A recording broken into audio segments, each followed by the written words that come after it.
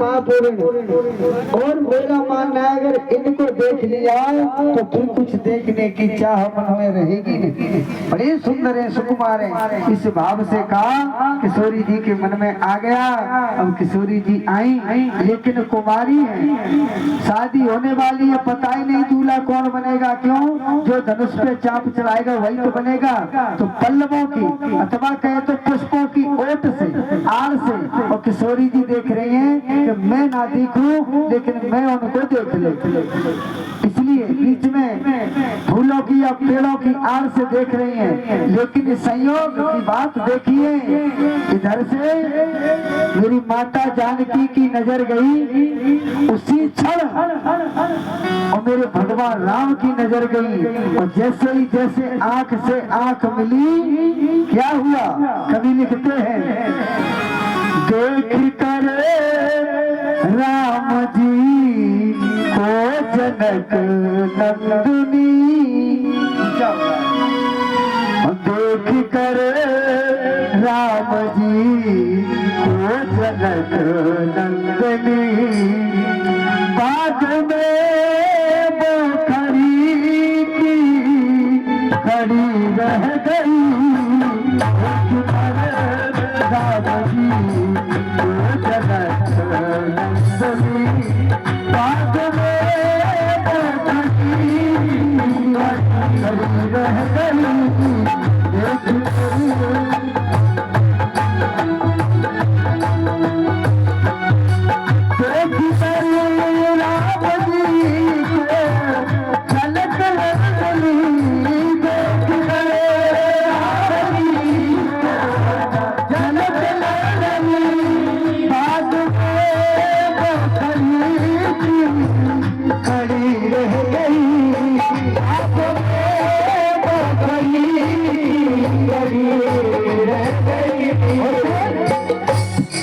राम देख सिया को, सिया राम को, राम देख सिया को, सिया राम को, चाँद आने लगी राम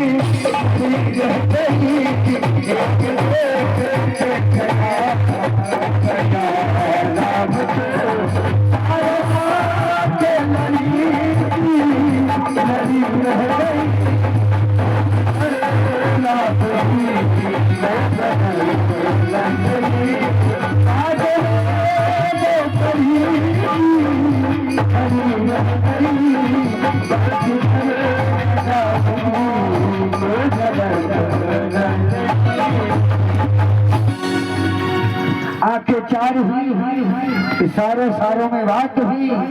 सखियां भी समझ गई। एक सखी कहती है, अरे बहना जानकी चल, कल इसी समय फिर हमको आना है। मानो इशारे सारे में बोल दिया, हम कल फिर यहीं आएंगे तो आप भी आ जाना, ये इशारा है। कहा तो आप उसमें बात की है, बोले कल फिर आना है, चलो बहन इसी समय।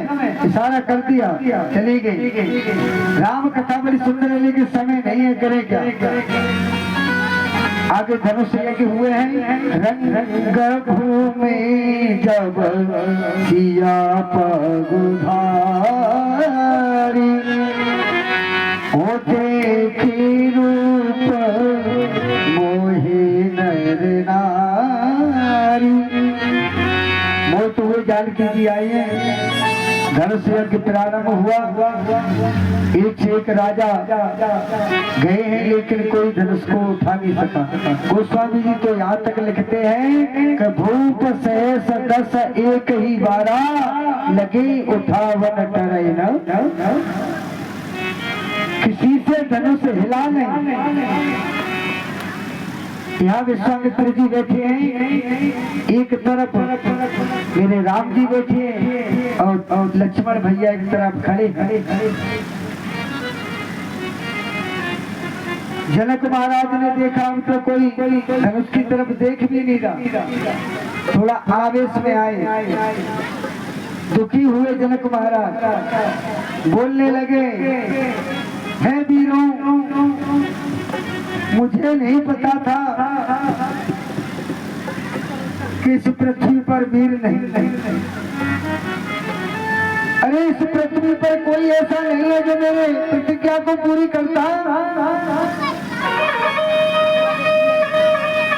अब आप यहाँ मेरी हंसी कराने के लिए सब बैठे हैं, इसीलिए आए थे आप। अब आप सब जाइए, कजऊ वहां से निज निज गृह जाऊं, निदान विबाहू। मुझे पता चल गया ब्रह्मा जी ने मेरी बेटी का विवाह नहीं लिखा, लेकिन हे भगवान मैं क्या करूं? अगर मैं अपनी प्रतिज्ञा तोड़ता हूं तो मेरी अपकीर्ति होगी, अपयश होगा, और अगर मैं अडिग रहता हूं तो मेरी बेटी कुंवारी रह जाएगी। क्यों कि वीर विहीन महीन कोई नहीं रहा, इस पृथ्वी पर वीरों से दीन हो चुकी है। आज मुझे पता चल गया।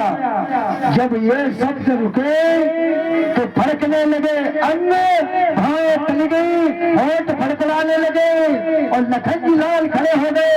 अरे महाराज चले, क्या बोलते हो? पृथ्वी वीरों से दीन कहते हो, रघुवंश सिंह में एक हुई। अरे जहाँ रघुवंश का बच्चा भी बैठा हो वहाँ ऐसी वचन बोलने का दुस्साहस कौन कर सकता है? या तो मेरे साक्षात भैया राम जी बैठे, आपकी इतनी हिम्मत। अरे आप कहते धनुष क्या है, पूरे ब्रह्मांड को उठा लूंगा, उठा के 100 योजन लेके उड़ जाऊंगा, कच्चे घड़ा की तरह इस पृथ्वी को फाड़ डालूंगा। आदेश में आया, गुरुजी ने जाना कहीं जाकर धनुष कोई ना तोड़ दे। राम जी से कहा छुटवा को साधो, छुटवा को। मेरे प्रभु ने आंख का इशारा हुआ, लाला भैया तो ये इशारा किया, ये मर्यादा है। इशारे में लखनलाल जी शांत मन ही मन